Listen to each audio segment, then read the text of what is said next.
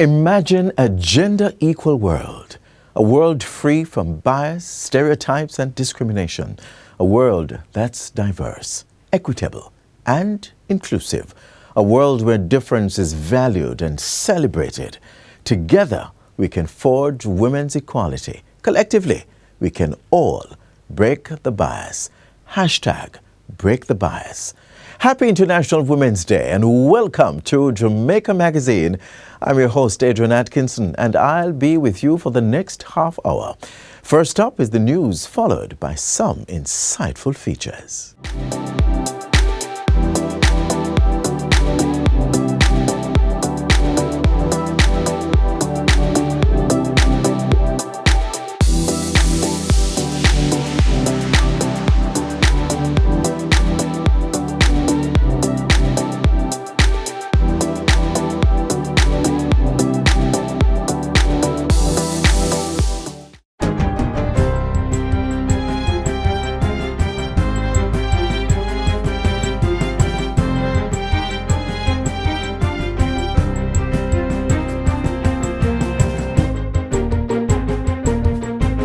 Good day, I'm Stephen McHugh, and this is your JIS News for Tuesday, March 8, 2022. The Jamaica Urban Transit Company, JUTC, has ramped up bus services to meet the increased demand from the full resumption of face-to-face classes. JUTC Corporate Communications Manager Cecil Toms gave the update on Friday during a virtual town hall meeting hosted by the Ministry of Education. The first thing is that we are using our articulated buses, which we call the double bus, which has a capacity to move twice as much the crowd, or twice as much of the crowd in respect to our regular units.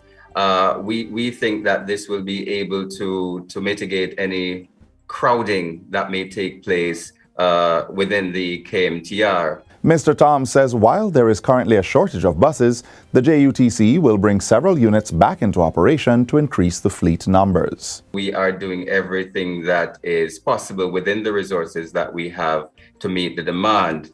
Of course, the long-term strategy is that we have been given a commitment by the government that within the next, or should I say, within the latter part of this year, we're hoping that in the third or fourth quarter of this year, that we will get an additional 50 buses that will in fact beef up fleet numbers. He is asking persons who travel with JUTC to bear with the company as it works out the details of the anticipated challenging situation. Meanwhile, approximately 7,000 students on the Program of Advancement Through Health and Education, PATH, are to benefit from transportation subsidies. This was also disclosed at the Education Ministry's town hall meeting. The ministry will provide the subsidies through its Rural Transportation Program at a cost of $380 million. It will target children who are enrolled in primary and secondary schools across 13 parishes, as well as 2 special education institutions. Acting Director for Safety and Security in Schools, Richard Troop, says the ministry is seeking to engage the services of the Jamaica Railway Service and the JUTC in sections of Clarendon. It will also engage the Montego Bay Metrobus Company and private bus operators. Predominantly, the majority of the students who benefit from this program are from rural parishes. We do understand that in most rural parishes, children and the commuting public do not benefit from Montego Bay Metro. The cost of transportation is significantly higher in these spaces, and that's hence the reason why the ministry would have conceptualized this program. Under the subsidy arrangement, students attending schools based in St. Catherine will pay $70 when using the train and $30 when taking JUTC buses. As government works towards developing communities through the Zones of Special Operation, ZOSO, it has signaled its intent to develop the Greenwich Town Fishing Village into a major commercial operation. On Friday, National Security Minister Dr. Horace Chang toured the Kingston community, which is under ZOSO. He says attention is being given to the plan and support has been provided to the fishers. Yep. Men and women who understand fishing, give them the right equipment, build out the right facilities, they can in fact become a major fishing center, and they have the market here in the corporate area where it is. So we are looking seriously how we can make it a real commercial venture. The Ministry of Agriculture will have to get involved, but they are again emphasize our holistic approach to developing communities. with social investment. According to Dr. Chang, work being done through the Jamaica Social Investment Fund in communities classified as ZOSOs demonstrates the government's interest in achieving transformative social investment. We are doing everything to create an environment where there can be peace and public safety. And beyond that, to introduce in there the kind of development that will improve the prosperity, the life, the wealth of the people in there. The process has started to establish the Jamaica Council for Persons with Disabilities, JCPD, as a corporate body.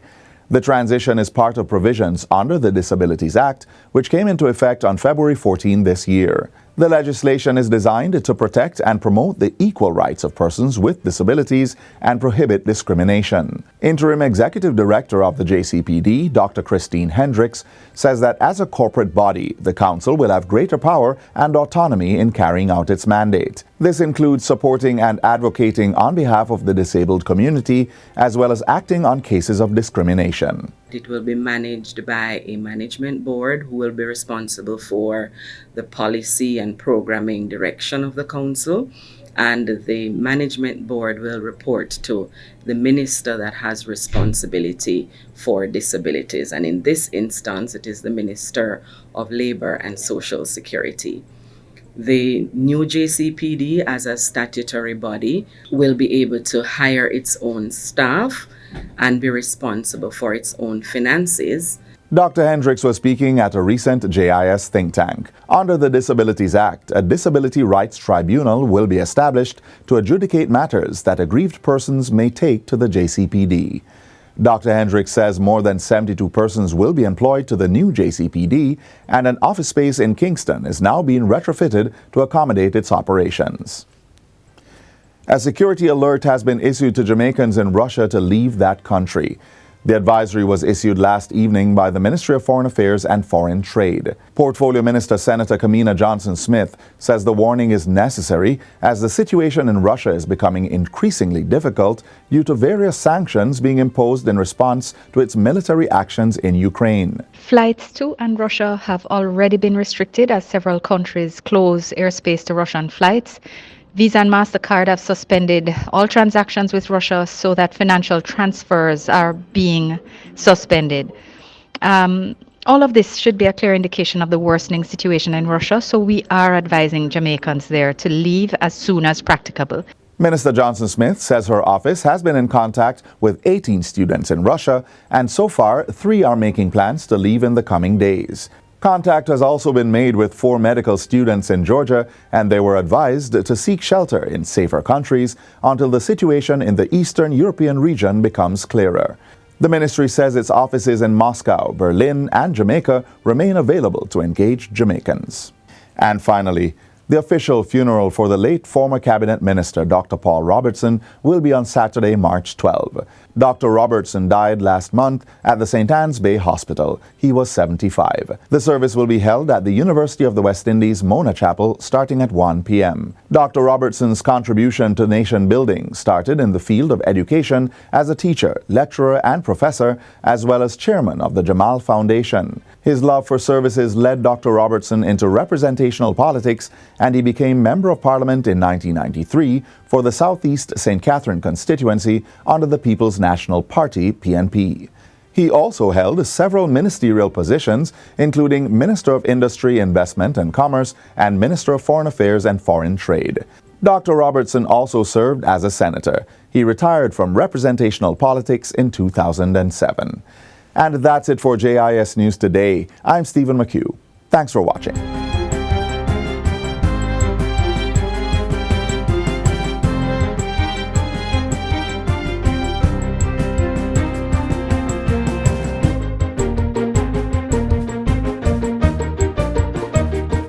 What a way you're full of our roots and culture. That was in Jamaica 60. Jamaica 60? What a piece of news, Miss Matty. I feel like my heart going bust up. Just in, the island of Jamaica is on the verge of celebrating its 60th year of independence. A whole way of celebrating it. They say the people them, you know, them come here, you know. But you see, when our people decide, say the other people them free paper, burn up, them say if it's war, start it, whatever. We all collect medal pants of it, you know. Medal. Amount of thumb. We did that. These celebrations are slated to begin on January 1st, 2022. Organized by the Ministry of Culture, Gender, Entertainment and Sport. We have more in this report. I am on site and planning activities are ablaze. Persons are advised to download the Reggae Jamaica app to know what it pre. Activities for the Jamaica 60 celebration. I forgot to download the app to get the updates then. Carly Simon shared that a really strong woman accepts the war she went through and is ennobled by her scars. Scars tell a story. Oftentimes they show strength.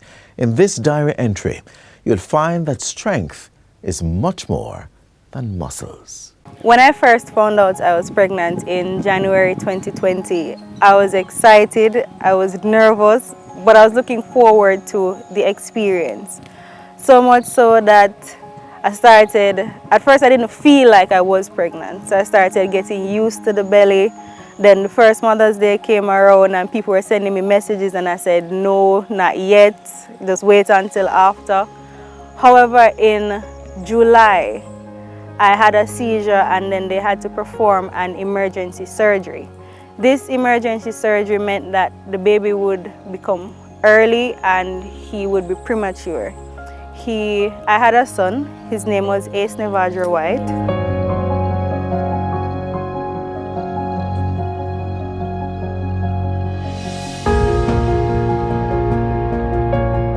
He stayed in the hospital for 49 days, exactly 49 days before we got the call.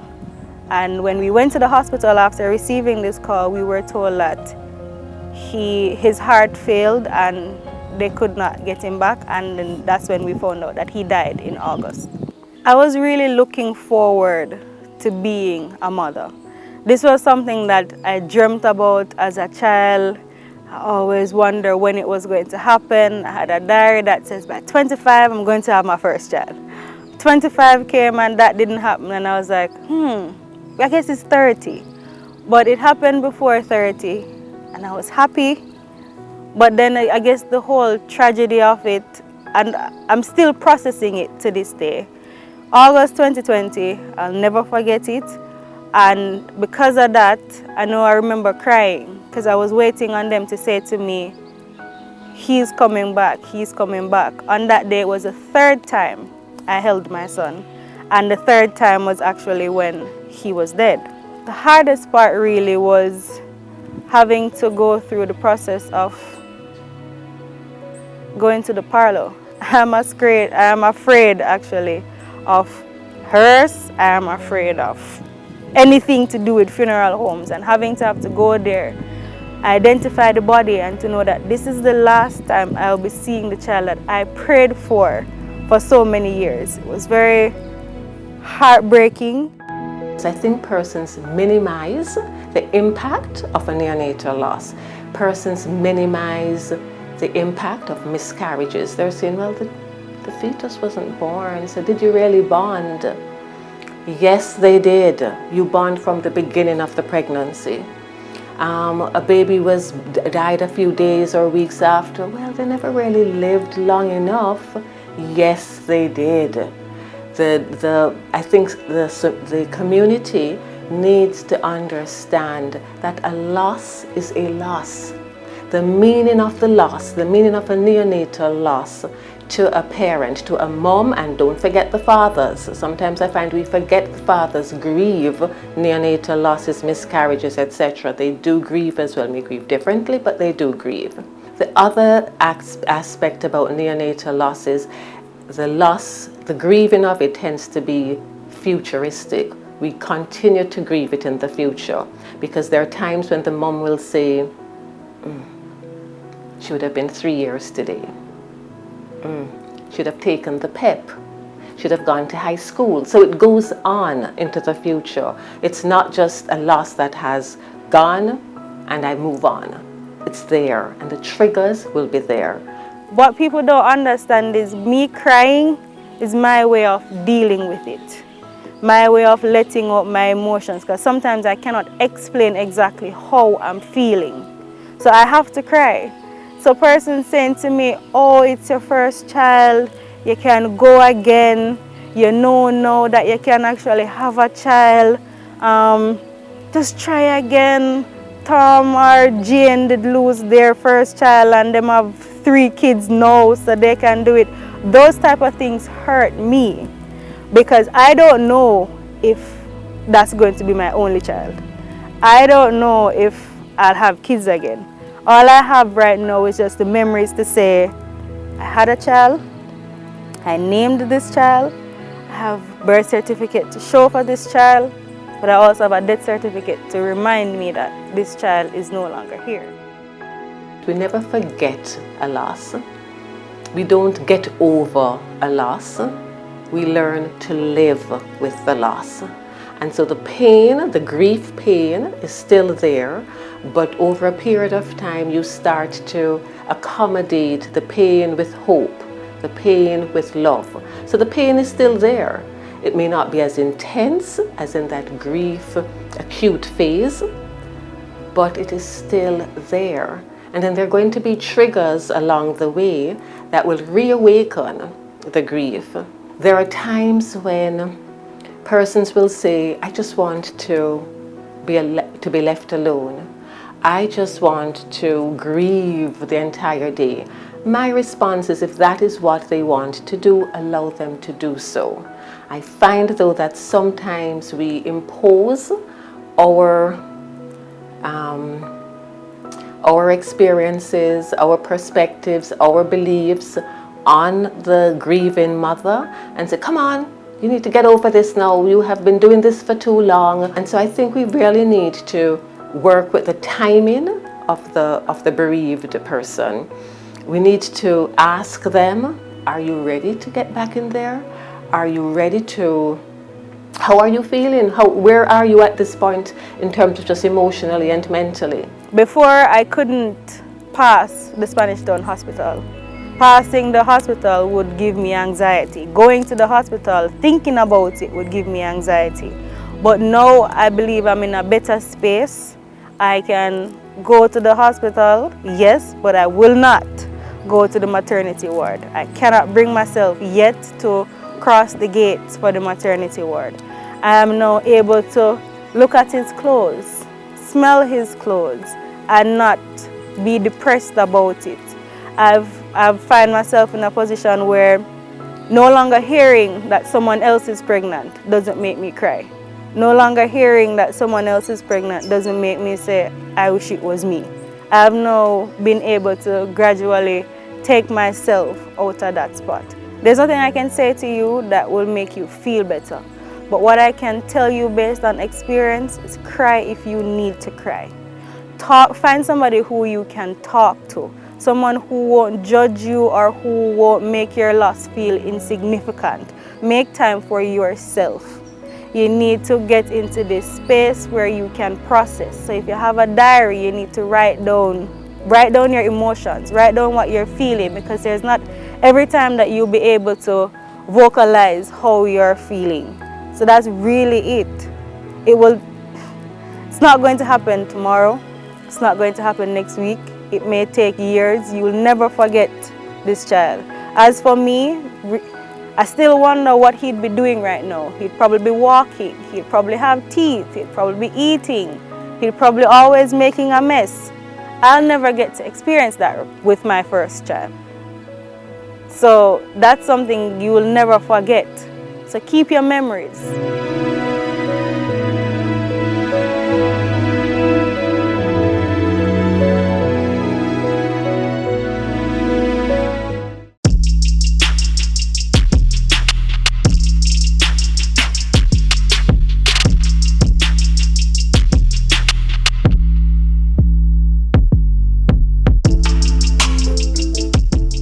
The travel file application was created by the Transport Authority for the protection of the commuting public. Please download the travel file application on the Google Play Store or the Apple iOS Store. Once you download the application, put in your phone number, register the application under your phone number, and then you'll be able to verify the license plate that you're going in. Once you verify the license plate and the information of the vehicle, you will then be able to share that trip of the vehicle that you're in And if there is difficulty on the trip, you then will be able to push a panic button and share your location with others as well. Download the application, give us our feedback at customerservice@ta.org.jm. Don't forget, it's free to download, free to use. So much has changed, and schools too have had to adjust to accommodate and create the safest and best learning environment for students. This is what students, parents and teachers may have encountered on their first official day back to full-time, face-to-face teaching. Social distancing, that's a must. We must observe the protocols for COVID-19.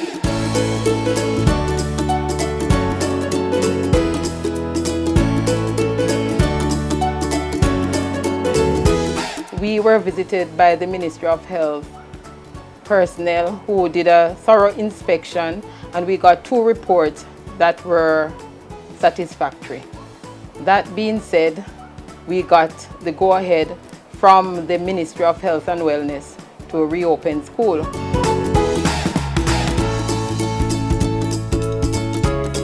So far, things have gone well.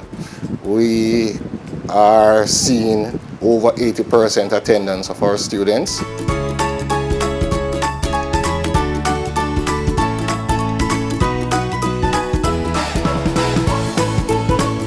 We had consultation with our parents before we started, and most of the parents are on board with what is happening. They support the entire face-to-face reopening. And we probably have 1 or 2 parents who want to come on the compound because they want to see what is happening in the class, where their children are seated and so on. However, because of the protocols, we don't allow them on the compound. What we were doing at some stage is to allow a number of parents to come on the compound and to see what is happening in a group. But for the time being, we're not allowing parents to come on. They leave the children at the gate and we take it from there.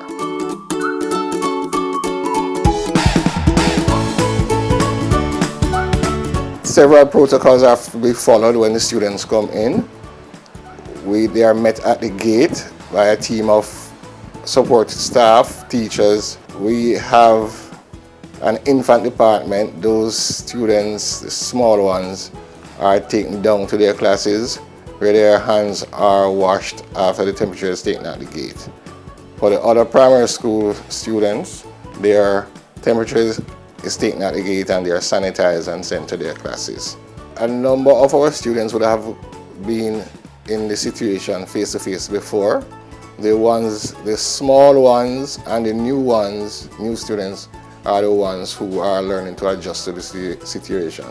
But so far the compliance has been good. We have the teachers and the support staff who keep reminding the students and encourage them to keep their masks on, to keep their distances, and to sanitize when it's necessary.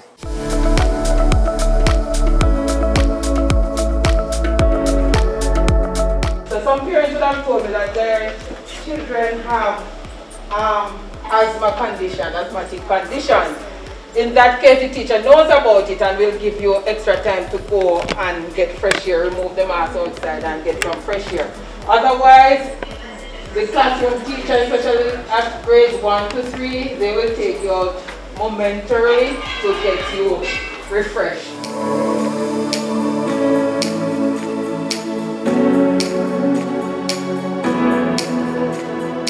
The students are enjoying being out face-to-face because there are some students who weren't able to see or hear from any at all whilst we were online, but they are coming out now face-to-face, and we are happy for that. We try to ensure that we listen to the students and to hear what were their concerns, and so we try our best to meet those concerns. And the guidance counselor also would have identified students who were having challenges and seek to have individual guidance session with them. I am very happy and grateful because it helps me to learn more. Well, during online school it was a little bit shaky for me, though it would be better if I was here where the teacher could speak and understand us in front of the physical space. I feel the same way on online class as face-to-face. I like face-to-face better because sometimes the internet keep me out of the meeting and I miss out some important part of what the teachers tell me. First of all, I feel very happy to be at school because I get to learn more, understand more. I also get to learn a lot of things better. For the online, it's okay, but it's been very hard because I won't be able to understand the topic as much as I would as face-to-face.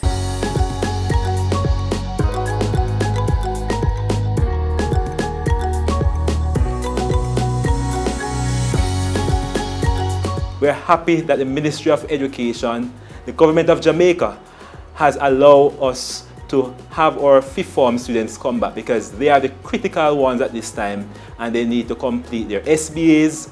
They have a lot of work to be completed because they have been out. Online is very difficult, and also the internet issue. Most of the time I hardly go at class because you go and jump off, on, off, on and off, on and off. And when you get the work, sometimes you don't understand what's going on.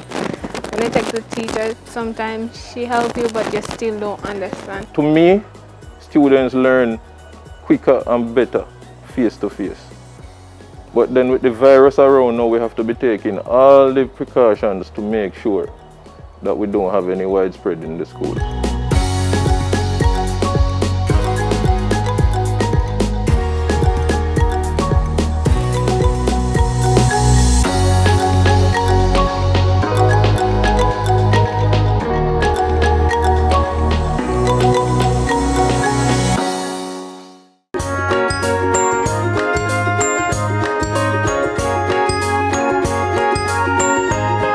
All children deserve positive parenting.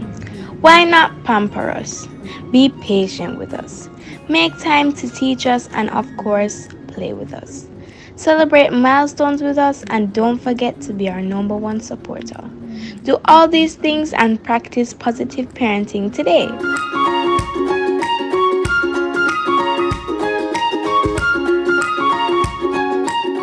Before I go, here's a reminder to always celebrate women's achievement and take action for equality. #Break the bias. Thank you so much for tuning in. I do hope you found the magazine informative. Want to learn more? Connect with us on our YouTube channel and social media pages. You can also visit our website for any other government-related stories. Join us again tomorrow, same place, same time, on this station. On behalf of the entire hard-working team here at the GIS, thank you so much for tuning in. Until next time, do take care. I'm Adrian Atkinson. This has been a production of the Jamaica Information Service, the voice of Jamaica.